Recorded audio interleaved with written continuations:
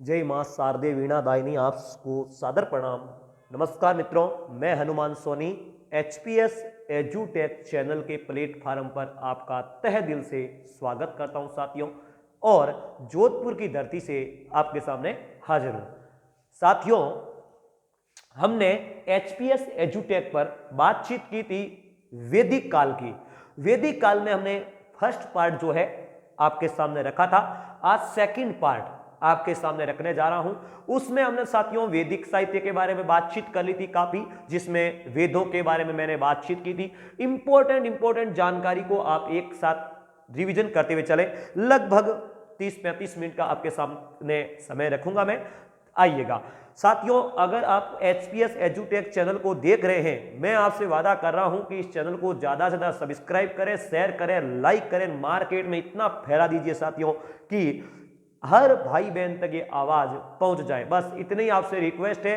और जितना पैसा देकर आप साथियों ऑफलाइन में समय बिताते हैं ना, उससे कहीं गुना बेहतर मैं आपको इस प्लेटफॉर्म पर सामने रख दूंगा। बस समय तो आपको देना पड़ेगा। तो आइए हमारे साथ में वैदिक काल की बात करते हैं साथियों। वैदिक काल, वैदिक काल में देखो, मैंने आपके सामने ऋग्वेद रखा था। ऋग्वेद के बारे में मैंने जानकारी बता दी थी। सब होत्री, होता, पुजारी वगैरह सब जानकारी बता दी। आप साथियों एक तो वो लिख लीजिएगा, ऋग्वेद, ध्यान से सुनना। ऋग्वेद की एक पांडुलिपि प्राप्त हुई है साथियों हमें कश्मीर से। ऋग्वेद की एक पांडुलिपि प्राप्त हुई है हमें कश्मीर से, जो भूर्ज वृक्ष की छाल पर लिखी हुई है, और वो आज महाराष्ट्र के पुणे संग्रहालय में संग्रहित है। इसको थोड़ा आप ध्यान रखिएगा। ऋग्वेद में टोटल 1028 जो सूक्त थे साथियों, इनमें से 1017 है ना साथियों, ये प्रथम जो है 1017, उनको साकल कहते हैं। ये थोड़ा ध्यान रखना। अंतिम 11 जो है इनको बाल खिल्य कहते हैं। समझ में आ गया आपको? चलिए, सामवेद के बारे में मैंने आपको सभी जानकारी बता दी। संगीत का प्राचीनतम ग्रंथ है साथियों। बाकी मैंने बता दिया। एक ध्यान रखना, 7 स्वर जो है ना, 7 स्वर, ये सातों स्वरों का सबसे प्राचीनतम उल्लेख जो है वो सामवेद में आपको मिलेगा। चलिए, यजुर्वेद जो है साथियों, यजुर्वेद के बारे में मैं हालांकि आपको जानकारी दे चुका हूं पिछले वीडियो, आपको अच्छी तरीके से देखिएगा। हम बात करें यजुर्वेद की, तो यजुर्वेद में साथियों इसके 2 भाग हैं। पहला है हमारा कृष्ण यजुर्वेद, दूसरा है शुक्ल यजुर्वेद। यजुर्वेद कृष्ण जो है वो पुराना है, और नवीनतम जो है उसको शुक्ल के नाम से जानते हैं। चलिएगा आगे अपन बात करें इस यजुर्वेद की। तो यजुर्वेद जो है इसको गद्य पद्य दोनों में लिखा हुआ है। गद्य पद्य जो दोनों शैली होती है उसको चंपू शैली के नाम से जानते हैं। ध्यान रहे, चंपू शैली जो होती है वो गद्य पद्य दोनों में लिखित होती है। दूसरी सबसे इंपॉर्टेंट बात यह थोड़ा ध्यान रखिएगा साथियों कि यजुर्वेद में क्या है, यज्ञ विधि विधान के नियम है। लेकिन यजुर्वेद में इतनी बात आप जरूर ध्यान रखिएगा, यज्ञ संबंधी जो बात है ना, उसमें राजसूय यज्ञ और वाजपेयी यज्ञ, यही यज्ञ मिलते हैं। ध्यान से रखिएगा इसका। हमारा जो यजुर्वेद है उसमें राजसूय यज्ञ और वाजपेयी यज्ञ ही मिलते हैं। आप सोच रहे होंगे अश्वमेध यज्ञ कहां से आ गया, तो ध्यान रखिएगा अश्वमेध यज्ञ की जानकारी मिलती है हमें अथर्ववेद से साथियों। अथर्ववेद का ब्राह्मण ग्रंथ है गोपत ब्राह्मण ग्रंथ। इस गोपत ब्राह्मण ग्रंथ में हमें जानकारी मिलती है अश्वमेध यज्ञ की और अग्निहोष्टम यज्ञ की। यह थोड़ा ध्यान रखिएगा आप। तो यज्ञ जो राजसू यज्ञ और वाजपेयी यज्ञ जो है कहां पर जानकारी मिल रही है, यजुर्वेद में मिल रही है। चलिए अब देखो, आपको सवाल ऐसा पूछ ले साथियों कि जहां नारियों की पूजा होती है वहां देवता रमण करते हैं। अपन कहते हैं सामान्य रूप में यत्र नार्यस्तु पूज्यन्ते तत्र रमन्ते देवता। तो इसका जो उल्लेख है वो कहां पर है, इसका उल्लेख है ऋग्वेद में। यह भी ध्यान रखने का, ऋग्वेद में ही इसका उल्लेख है कि यत्र नार्यस्तु पूज्यन्ते तत्र रमन्ते देवता। जब अपन प्रार्थना बोलते हैं ना साथियों, तो लास्ट में अपन बोलते हैं अस्तो मां सदगमे तमसोर मां ज्योतिर्गमे मृत्योर मां अमृतगमे। कहां पर है इसकी जानकारी, ऋग्वेद में है भाइयों, ऋग्वेद में। इसको भी आप थोड़ा ध्यान रखिएगा। चलिए अब साथियों एक देखो, हमारी यूनाइटेड जो संस्थान है यूनेस्को वाली, ये यूनेस्को संस्थान आपने सुना होगा, यूनेस्को का एक बहुत ही प्रसिद्ध नारा है। क्या नारा है यूनेस्को का? कि युद्ध जो है ना वो मनुष्य के मस्तिष्क की उपज है। युद्ध मनुष्य के मस्तिष्क की उपज है, ये ध्यान रखना। युद्ध मनुष्य के मस्तिष्क की उपज है। और ये हमें कहां पर मिलती है जानकारी? मस्तिष्क की उपज है। इसकी जानकारी हमें साथियों मिलती है अथर्ववेद में। कहां पर मिलती है? अथर्ववेद में, कि युद्ध मनुष्य के मस्तिष्क की उपज है। थोड़ा ध्यान रखिएगा इसके बारे में। चलिए, यह तो बात हुई साथियों हमारे वेदों की। वेदों के अंग 6 थे, मैंने आपको बता दिए। वेदों के बाद में दोस्तों हम यह बात करते हैं कि उत्तर वेदिक काल तक, देखो ऋग्वेद को छोड़कर जितना भी साहित्य है उत्तर वेदिक कालीन माना जाता है। तो उत्तर वेदिक काल में वेदों को अच्छी तरीके से समझने के लिए साथियों ब्राह्मण ग्रंथों का प्रयोग हुआ, लिखा गया। लेकिन ब्राह्मण ग्रंथों में बलि कर्म कांड पर ज्यादा बल दिया गया। इसलिए ध्यान रखिएगा, ब्राह्मणों का प्रभुत्व ज्यादा दर्शाने के कारण इसमें ब्राह्मण ग्रंथ नाम दिया जाता है। तो ब्राह्मण ग्रंथों की रचनाएं हुई, ब्राह्मण ग्रंथों की रचनाएं हुई, ध्यान से सुनना, वेदों के बाद में ये उत्तर वेदिक कालीन ग्रंथ है। इसमें क्या है, मैं आपको वापस बोल रहा हूं, यह ग्रंथ जो है यज्ञ व कर्म कांड प्रदान है। यह निवृत्ति मार्गी नहीं है, प्रवृत्ति मार्गी। साथियों प्रवृत्तियों पर ज्यादा बल देते हैं। कहते हैं कि वेदों को सही ढंग से समझने के लिए इसका प्रयोग हुआ है, लेकिन ध्यान रखें ये प्रवृत्तियों पर ज्यादा बल दे रहे हैं, कर्म कांडों पर ज्यादा बल दे रहे हैं। इसलिए इनका आगे विरोध होगा, निराशावादी विचारधारा के लिए आरण्य ग्रंथ आएंगे। तो आप थोड़ा ध्यान रखिएगा, ब्राह्मण ग्रंथों में ब्राह्मणों का प्रभुत्व ज्यादा है। चलिए, अब साथियों ब्राह्मण ग्रंथ कौन कौन से थे वो मैंने आपको पिछले वीडियो में बता दिया है। ऋग्वेद का जो ब्राह्मण ग्रंथ था वो ऐत्रेय और कोशित की ब्राह्मण ग्रंथ था। ध्यान से सुनना, यह जो ब्राह्मण ग्रंथ है ना ऐत्रेय व कोशित की, यह कौन से वेद के हैं? तो यह है हमारे ऋग्वेद के। तो ध्यान से सुनना, इस ऐत्रेय ब्राह्मण ग्रंथ, ब्राह्मणों का कितना प्रभुत्व हो गया, कितनी साथियों जो ये बातें मिल रही है अपने को ब्राह्मणों के प्रभुत्व के बाद में, और इन ब्राह्मण ग्रंथों में कर्म कांडों पर ज्यादा प्रभाव होता है। तो देखो ऐत्रेय ब्राह्मण ग्रंथ में स्त्रियों की बहुत हीन स्थिति समझ ली गई। कैसे?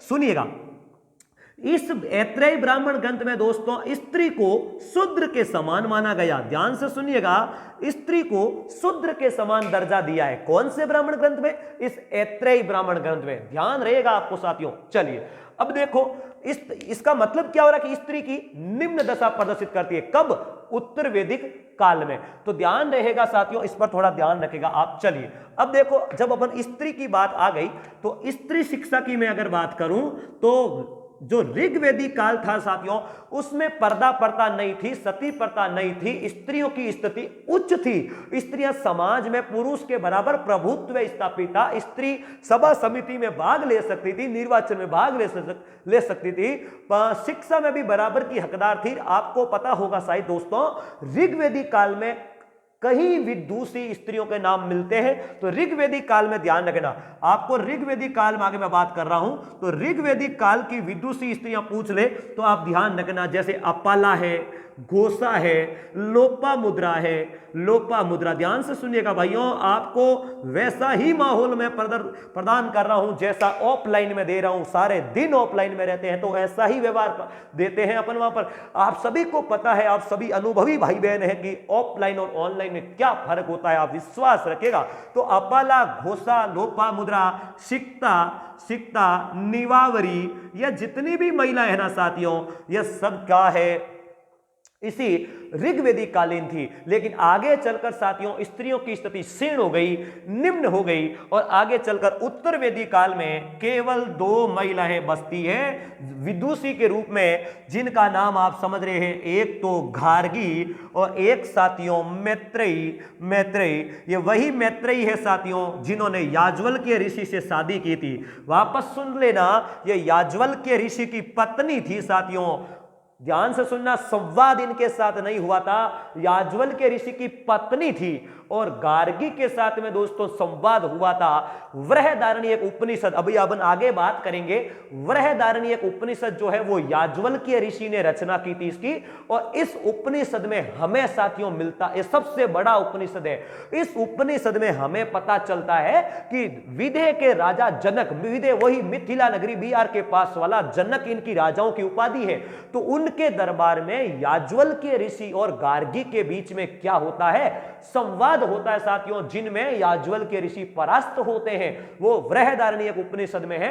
तो यह विद्वान महिलाओं के बारे में थोड़ा ध्यान रखिएगा आप। चलिए अब साथियों देखो और कौन सा ब्राह्मण ग्रंथ है, तो देखो शतपथ ब्राह्मण ग्रंथ। शतपथ ब्राह्मण ग्रंथ क्या है भाइयों, देखना यह शतपथ ब्राह्मण ग्रंथ जो है यह किसका है भाइयों, आपको पता है, यजुर्वेद का है।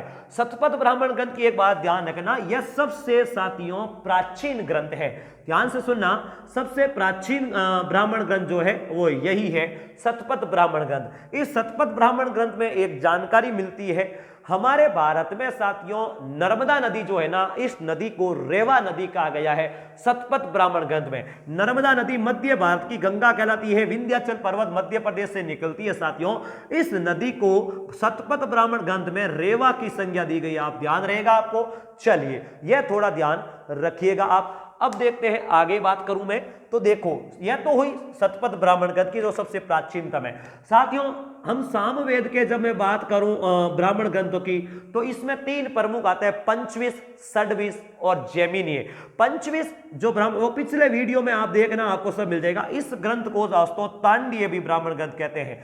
ध्यान रहेगा यह सबसे बड़ा ब्राह्मण ग्रंथ था, सबसे बड़ा साथियों ब्राह्मण ग्रंथ जो था वो यही था। कौन सा था भाइयों, पंचविश या तांडीय। इस ब्राह्मण ग्रंथ, यह जो ब्राह्मण ग्रंथ है यह सबसे बड़ा माना गया है, पंचविश या तांडीय ब्राह्मण ग्रंथ। ध्यान रखिएगा यह जो ब्राह्मण ग्रंथ है ना, पंचविश तांडीय जो है यह सबसे बड़ा ब्राह्मण ग्रंथ है। और मुझे दिमाग से, हाँ साथियों ध्यान रखिएगा, देखो उत्तरवेदी काल में ब्राह्मणों का प्रभुत्व ज्यादा हो गया, आर्य अपने आप को कुलीन श्रेष्ठ मान रहे थे, तो अनार्यों के साथ में साथियों काफी जो है कहने का मतलब भेदभाव होता था। तो इन्होंने क्या किया, एक उत्सव मनाया दोस्तों धार्मिक, और उस उत्सव के तहत जो है अनार्यों को आर्यों में बदला गया। उस उत्सव का नाम है व्रात्यस्तोम, यह थोड़ा ध्यान रखेगा, व्रात्यस्तोम, यह ध्यान रखेगा। व्रात्यस्तोम जो उत्सव है यह एक धार्मिक उत्सव था साथियों, उत्सव था। और इस उत्सव में क्या क्या आपको पता है, इस उत्सव की जानकारी इस तांडीय पंचविश में मिलती है। यानी इसमें आर्यों ने क्या किया, अनार्यों को आर्यों में बदलने के लिए एक धार्मिक उत्सव मनाया, जिसकी जानकारी हमें यह मिलती है। सबसे बड़ा ब्राह्मण ग्रंथ है ये, तो ध्यान रखेगा। चलिए अब साथियों अथर्ववेद का जो ब्राह्मण ग्रंथ था वो था गोपथ ब्राह्मण ग्रंथ, अथर्ववेद का था। और इसमें सबसे ज्यादा महत्वपूर्ण जानकारी क्या है, ध्यान रखना, अग्निष्टोम, अग्निहोष्टम या अग्निष्टोम एक तो यज्ञ, एक साथियों अश्वमेध यज्ञ की जानकारी जो है वो इस ब्राह्मण ग्रंथ में मिलती है। याद रहेगा, याद रखना पड़ेगा भाइयों। चलिए अब देखो आगे बात करते हैं साथियों, क्या बोल रहा है ये तो हमारे वे ब्राह्मण ग्रंथ खत्म। अब साथियों आरण्य ग्रंथ की बात होती है। देखो जब ब्राह्मणों का प्रभुत्व ज्यादा हो गया साथियों, तो ध्यान रखना कर्म कांडों को ज्यादा महत्व दिया जाने लगा। इसलिए कुछ ऋषि मुनि जो थे वो परेशान होकर जंगलों की ओर भाग गए, और जंगलों में जाकर निराशावादी भावनाओं को प्रकट करते हुए ज्ञान मार्गी रचनाएं रची, जिन्हें अपन आरण्यक ग्रंथ कहते हैं। आरण्यक का मतलब होता है जंगल, विपिन जी ने कहते हैं भाइयों। तो देखिएगा यहां पर आरण्यक ग्रंथों की रचना हुई, यह कर्म कांड के विरोध में थे, ज्ञान मार्गी रचनाएं थी, निराशावादी भावनाओं को प्रकट करते हैं। ध्यान रखना सबसे बड़ा जो आरण्यक ग्रंथ था वो दोस्तों वृहदारण्यक था, वृहदारण्यक था। बस इसकी इतनी ध्यान रखना, वृहदारण्यक सबसे बड़ा आरण्यक ग्रंथ माना जाता है, याद रहेगा भाइयों। चलिए आगे बात करता हूं, तो देखो अब साथियों वैदिक साहित्य में सबसे अंत में जो रचना हुई वो हुई उपनिषदों की। किसकी रचना हुई, उपनिषदों की। ध्यान से सुनना, उपनिषदों की रचना सबसे अंत में होती है भाइयों। उपनिषद का मतलब होता है गुरु शिष्य का गुरु के निकट बैठकर ज्ञान प्राप्त करना, या गुरु के पास में बैठकर ज्ञान प्राप्त करना। उप यानी दोस्तों उप और नी का मतलब होता है निकट, और सद का मतलब होता है बैठना, तो गुरु के पास में निकट बैठ करके ज्ञान प्राप्त करना। उपनिषदों की रचना सबसे अंत में हुई थी, इसलिए दोस्तों इनको वेदांत कहते हैं। उपनिषदों को किस नाम से जानते हैं? वेदांत के नाम से जानते हैं। ध्यान से सुनना, सबसे पहले दोस्तों हमें पुनर्जन्म की बात, सृष्टि की उत्पत्ति की बात, हमारा जो ये है आत्मा परमात्मा की बात, मोक्ष की बात, ये जितनी भी बातें हैं ये ज्ञान मार्गी रचनाएं इसी में प्राप्त होती है हमें उपनिषदों में।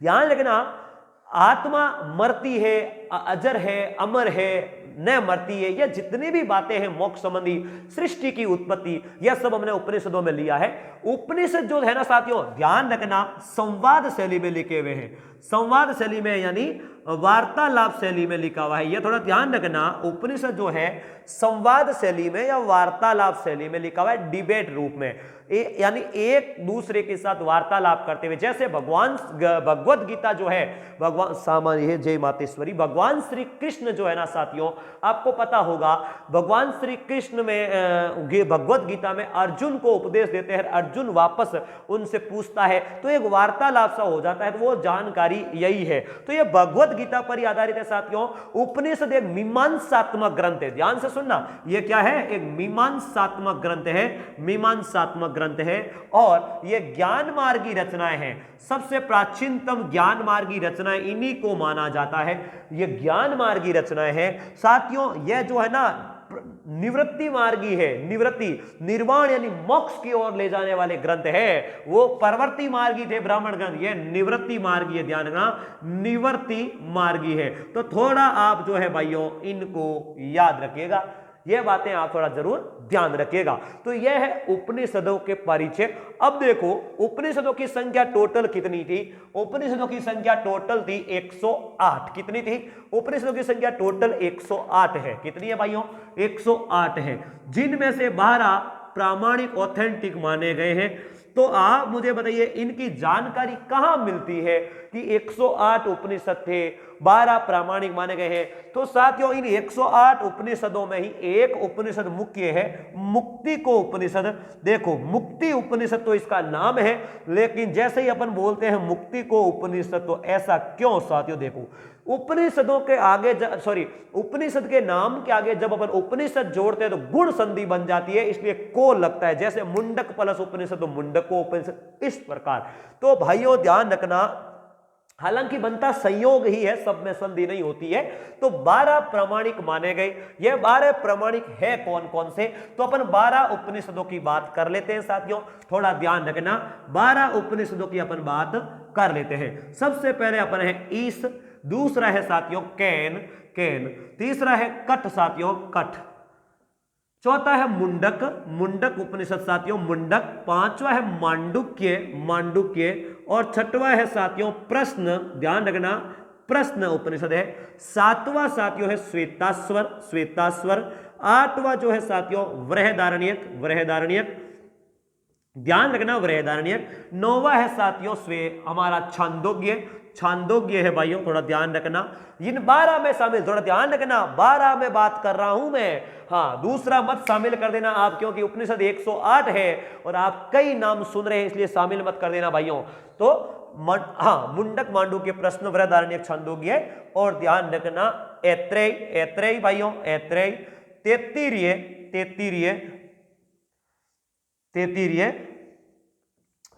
और कौन सा उपनिषद हो गया? कोशित की, ध्यान से सुनना। यह उपनिषद जो है साथियों 12, 3 और 3 6, 3 9 और 3 12, यह 12 उपनिषद प्रामाणिक माने गए हैं साथियों। ध्यान रखना हमारे इस मुक्ति को उपनिषद में, यह जानकारी मुक्ति को उपनिषद में मिलती है जो इसमें शामिल नहीं है भाइयों।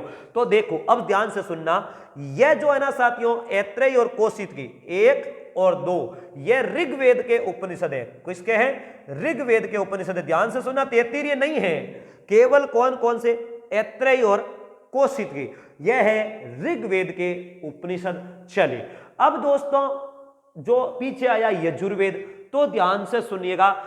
एक तो साथियों ये कैन, ध्यान से सुनना, कैन, और एक जो है साथियों छांदोग्य। यह दो उपनिषद जो है यह सामवेद के उपनिषद है। कैंच सामवेद के उपनिषद है, थोड़ा ध्यान रखना।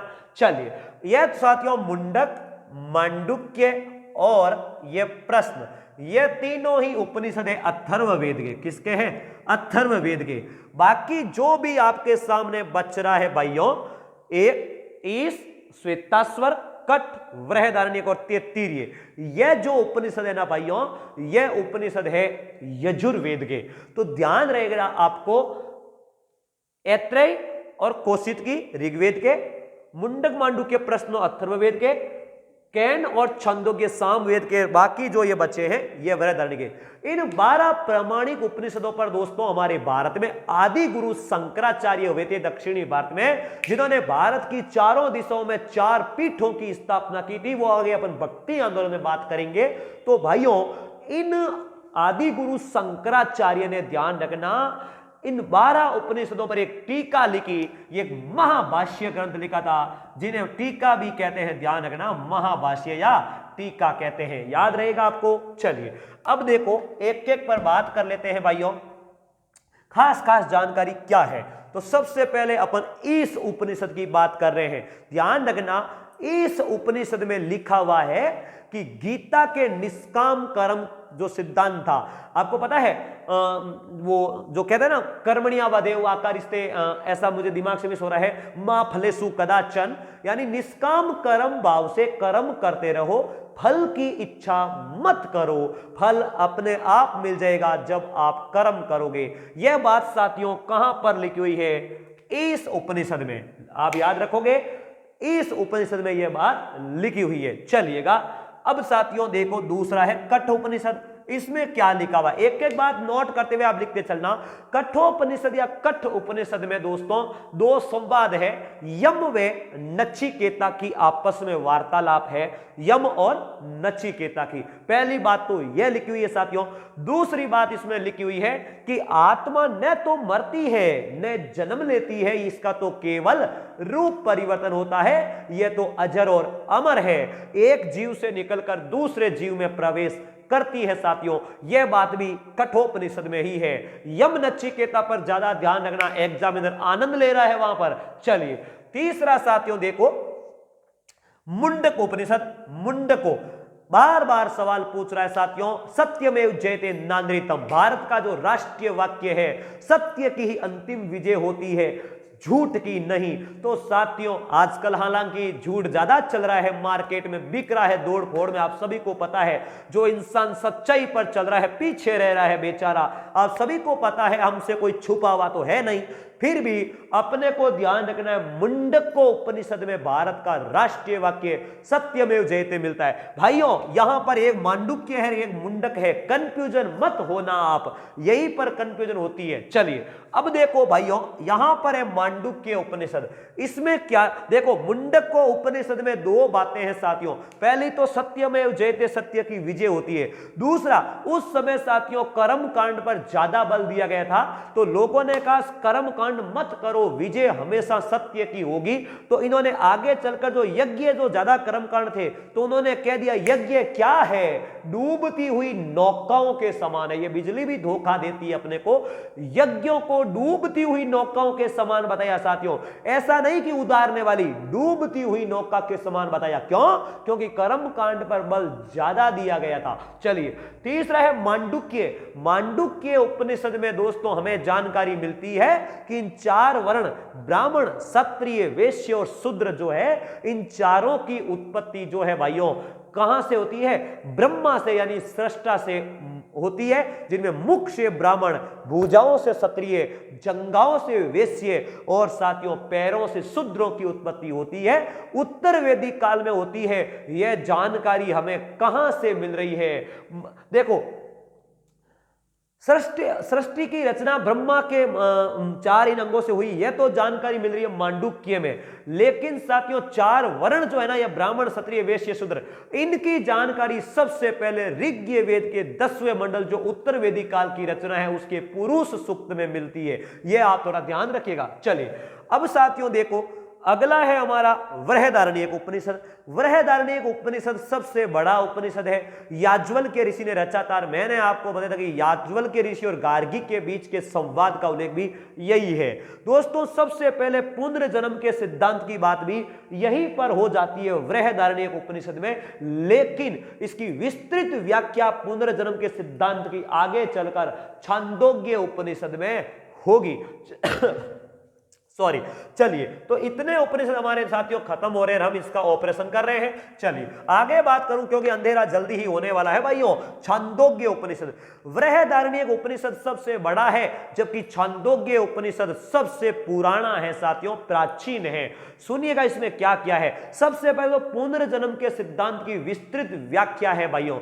दूसरी बात इसमें क्या है, देव की पुत्र श्री कृष्ण का सबसे पहले इसी में उल्लेख है। श्री कृष्ण को घोर अंगिरस का शिष्य बताया है। इसका मतलब यह हुआ साथियों कि घोर अंगिरस कौन थे? श्री कृष्ण भगवान के गुरु रहे होंगे फिर तो घोर अंगिरस की है। इसी में दोस्तों आरुणी उद्वालक व श्वेत केतु के बीच का संवेद का उल्लेख है। इसी में श्वेत केतु और जाबाली के बीच के संवाद का उल्लेख है। तो आप निश्चित रहे यह जानकारी इसी में प्राप्त होती है। तत्वत्वम असि की जानकारी भी इसी में प्राप्त होती है। तो यह हुई छांदोग्य उपनिषद की बात। चलिए अब दोस्तों देखो, एक यह उपनिषद बचा है तैत्तिरीय उपनिषद। इसमें क्या खास है दोस्तों, गांवों में तितर होते हैं, आपको पता है, अनाज को खा जाते हैं। 67-67 में हरित क्रांति आई थी। हरित क्रांति का नारा था अधिक अन्न उपजाओ, और यह बात कहां से ली गई? तैत्तिरीय उपनिषद से ली गई साथियों। हरित क्रांति का नारा अधिक अन्न उपजाओ, यह तैत्तिरीय उपनिषद से हमने जानकारी प्राप्त की है भाइयों। चलिए अब कुछ और भी उपनिषद है। और बात दोस्तों सुनना, मैं आपको सामने एक बात रख रहा हूं, सुनते रहिएगा आप, बस आपका काम है सुनने का और कुछ नहीं। आपका ये भाई हरदम साथ है। कर सको तो इतनी सपोर्ट जरूर कर देना भाइयों, मार्केट में इस भाई का चैनल शेयर कर दीजिएगा। भाई की आइडेंटिफिकेशन बननी चाहिए कि मेहनत है और मेहनत रंग लानी चाहिए। इतना काम आप कर दीजिएगा, आपसे रिक्वेस्ट है, बाकी आप जाने। सही है कि दोस्तों? छांदोग्य उपनिषद जो है ना भाइयों, इस उपनिषद में पहली बार देखो आश्रम 3 थे साथियों, सॉरी 4 थे। मनुष्य जीवन को 100 वर्ष की आयु मानकर इस वैदिक काल में 4 भागों में डिवाइडेशन किया गया था जीवन का। सबसे पहला तो था ब्रह्मचर्य आश्रम, ध्यान से सुनना, ब्रह्मचर्य आश्रम। और यह दोस्तों 0 से यानी 25 साल माना गया, लेकिन आप इस अवधि को ब्रह्मचर्य माना गया। लेकिन 3-4 साल का यज्ञोपवीत संस्कार करके 16 संस्कार की बात करेंगे अपन, गर्भाधान, सीमंतोरेन, पुंसवन, जातकर्म, चूड़ाकर्म, नामकरण, सब की बात करेंगे आगे। तो ब्रह्मचर्य जो है यह संस्कार 0 से सॉरी आश्रम 0 से 25 था। फिर साथियों गृहस्थ आश्रम जो था यह 25 से 50 की उम्र में था। इस आश्रम में क्या है, इससे यहां पर आ जाते, शादी विवाह कर लेते, टींगर पैदा करते, सृष्टि को आगे चलाते। दोस्तों इस आश्रम को सबसे मुख्य माना गया। ऐसा क्यों? ऐसा इसलिए कि जब टींगर ही नहीं होंगे तो यह आश्रम व्यवस्था चलाएगा कौन? इसलिए सृष्टि की रचना इसी आश्रम में होती है। तो सबसे मुख्य माना गया ग्रस्त आश्रम को। शादी विवाह वगैरह जो 8 विवाह ये वगैरह होते थे, जो सब इसी में डाले जाते हैं, ध्यान रखना। चलिए तीसरा है साथियों वानप्रस्थ आश्रम। आपने ग्रस्त जीवन जी लिया, वन की ओर जाओ, ज्ञान ग्रहण करो और भी ज्ञान बांटने का काम करो। यह साथियों 50 से 75 की उम्र में डाला गया। और संन्यास आश्रम जो है यह साथियों अंतिम मोक्ष की ओर ले जाने का रास्ता देता है। 75 से लेकर 100 साल तक की अवधि को माना गया। तो मैं यह बताना चाहता था कि ये जो प्रथम 3 आश्रम है ना साथियों, इनका उल्लेख तो मिलता है छांदोग्य उपनिषद में, और चारों के चारों का उल्लेख मिलता है जाबालो उपनिषद में। कोई कंफ्यूजन हो तो अभी शेयर कर देता हूं। प्रथम 3 है छांदोग्य में, चारों है जाबाली में। 6 पहले आता है तो प्रथम 3 जय बाद में आता, तो चारों के चारों जाबाली उपनिषद में है। कोई डरने वाली बात नहीं है साथियों। चलिए अब देखो मैं आगे बात शेयर कर रहा हूं आपके साथ में। बस मेहनत करो साथियों, मेहनत के अलावा कुछ नहीं है। जब तक मेहनत नहीं करोगे जिंदगी में कठिनाइयां नहीं आएगी, संघर्ष नहीं आएंगे। जिंदगी कैसी मजबूती से सीना तान कर खड़ा होना है, ईमानदारी के साथ में मेहनत करनी है। जरूरी नहीं कि नौकरी के लिए मेहनत कीजिएगा साथियों, इस तरीके से अपने आप को तैयार कीजिएगा कि आप कुछ लायक बन जाओ। बस मेरा तो यही वादा है आपसे कि लायक बनना चाहिए, यही उम्मीद करता हूं मैं आपसे। चलेगा, एक उपनिषद है साथियों, महोपनिषद। क्या नाम है? महोपनिषद। क्या मतलब होता है भाइयों इनका, महोपनिषद का? सुनिए, देखो, आपने कभी पृथ्वी का पर्यायवाची पढ़ा है तो आपको पता है मही कहते हैं पृथ्वी को, कहते हैं कि नहीं कहते हैं? मही पृथ्वी को कहते हैं। तो यह पृथ्वी से संबंधित जानकारी देता है। क्या देता है? यह कह रहा है साथियों कि वसुधैव कुटुंबकम, संपूर्ण पृथ्वी ही हमारा परिवार है। और यह बात कर रहा है हमारा महोपनिषद। समझ में आ गई बात आपको? चलो, एक दोस्तों उपनिषद और है जो अकबर के समय लिखा गया था, अल्लाह उपनिषद। वो अकबर के काल का उपनिषद था। ध्यान रहेगा साथियों, छांदोग्य उपनिषद को पंचम वेद की संज्ञा भी दी गई है। तो इतना आप ध्यान रखिएगा, यह तो हमारे साहित्यिक स्रोत में आते हैं। साथियों, हमने एक, आपको पता हो तो एक अभिलेख पढ़ा था, उसके बारे में भी मैं आपको सामने जानकारी रख रहा हूं, क्योंकि इसमें आपको हर जगह यह जानकारी नहीं मिलती है, थोड़ा ध्यान रखना। बोगज कोई का अभिलेख, यह हमने जब पढ़ा था तो देखो, एक तो यह अभिलेख अपन पढ़ते हैं 1450 ईसा पूर्व का है यह भाइयों अभिलेख। मैक्स मुलर को वेदों का पंडित कहते हैं। इन्होंने साथियों ऋग्वेद की जो तारीख बताई है वो बताई है 1200 ईसा पूर्व। तो वो भी आप थोड़ा ध्यान रखने का, वो मैक्स मुलर ने बताई है।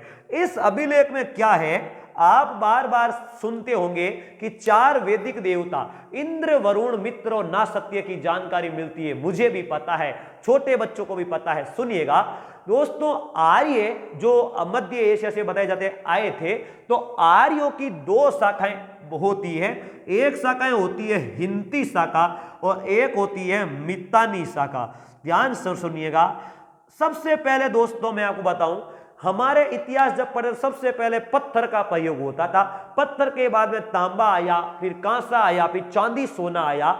धीरे धीरे धीरे धीरे उत्तर वैदिक काल आ गया। और उत्तर वैदिक काल जब आता तो लोहा आता है। तो मैं आज ही क्लियर कर देता हूं, लोहे को कहते हैं अयस। क्या कहते हैं साथियों? लोह धातु जो इसको अयस कहा गया था वैदिक काल में। और लोहे के प्रमाण सबसे पहले उत्तर वैदिक काल में ही आए थे भाइयों। आप गलत मत कर देना, उत्तर वैदिक काल में ही लोहे के प्रमाण सबसे पहले आए थे।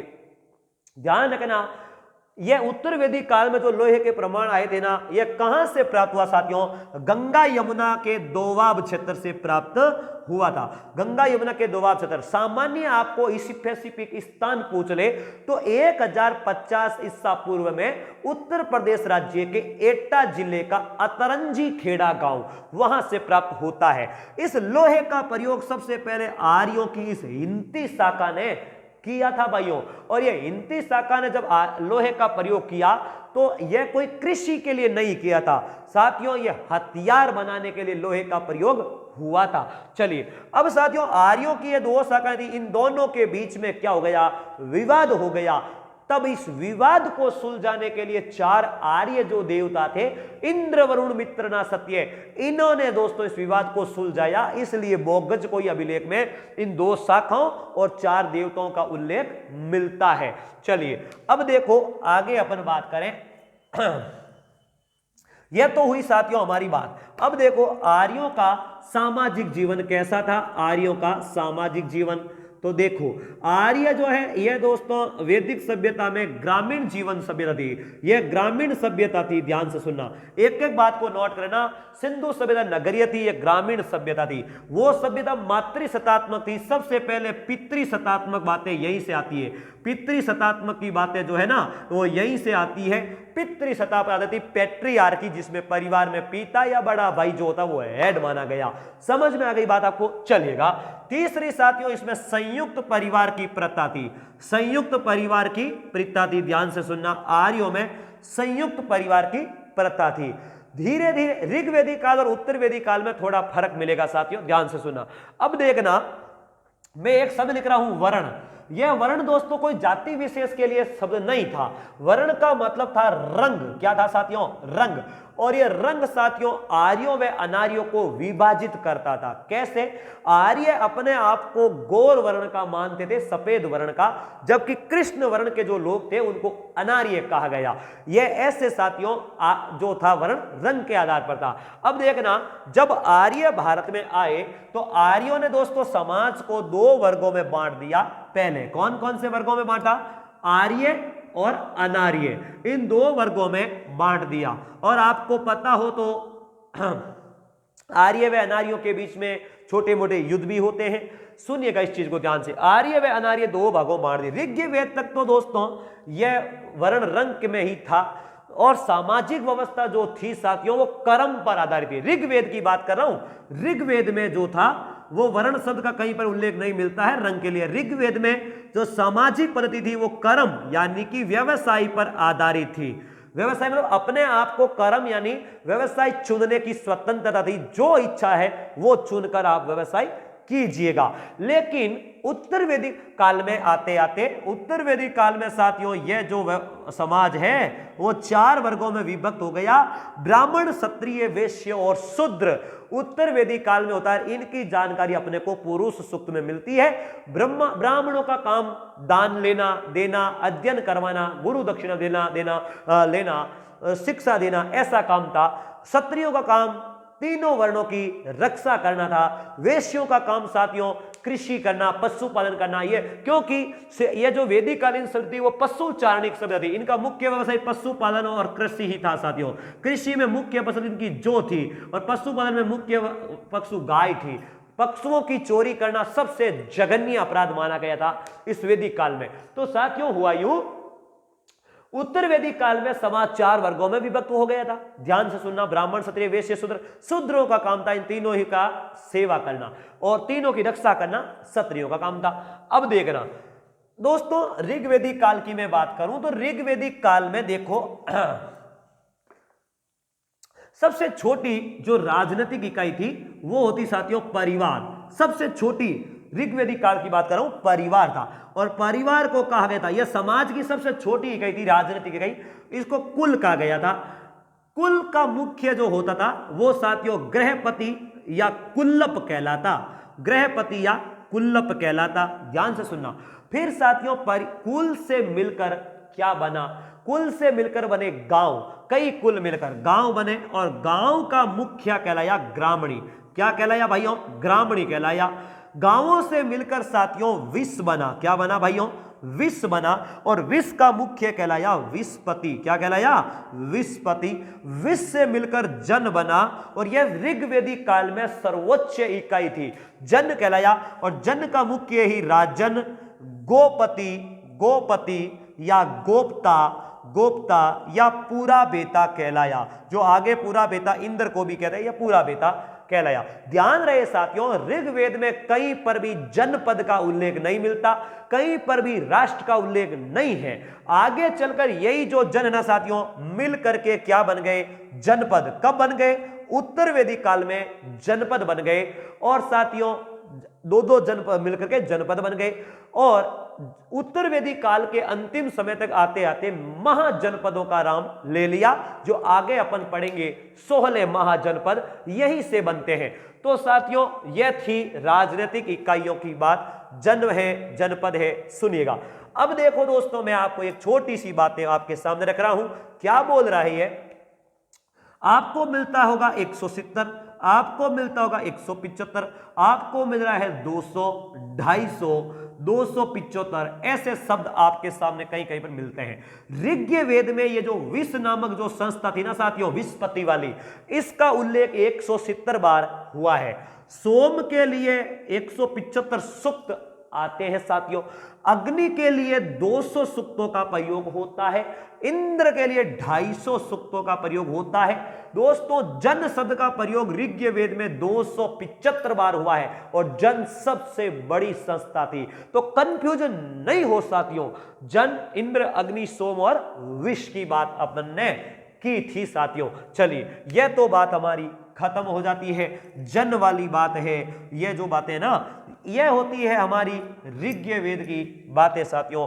ध्यान रहेगा ऋग्वेद में विवाह के ऋग्वेद जो है ऋग्वेद में ही इन जन संस्थाओं का वगैरह का उल्लेख था। विद्वान विदुषी के बारे में मैंने आपको बता दिया दोस्तों। महिलाओं की स्थिति ऋग्वेद में ढंग की थी, उत्तर वैदिक काल में आते आते महिलाओं की स्थिति थोड़ी क्षीण हो जाती है। हालांकि पर्दा प्रथा सती प्रथा वगैरह नहीं था, विधवा विवाह का पुनर्चलन हो जाता है आगे चलकर, जिन्हें नियोग प्रथा भी अपन कहते हैं। तो उनकी बात जो है अपन बाद में करेंगे साथियों। इतना आप पढ़िएगा, पढ़ते रहिएगा और अपना नाम कमाइएगा, माँ बाप के सपने को साकार करें साथियों। ध्यान रहेगा रातों को जागना पड़ेगा। रात को जागने वाला हर बंदा इसकिया नहीं होता है साथियों। ध्यान से सुनना, आप कुछ लोग अलग लगा लेते हैं। आप ईमानदारी के साथ मेहनत कीजिएगा, मेहनत ही सफलता की चाबी है साथियों। Thank you very much.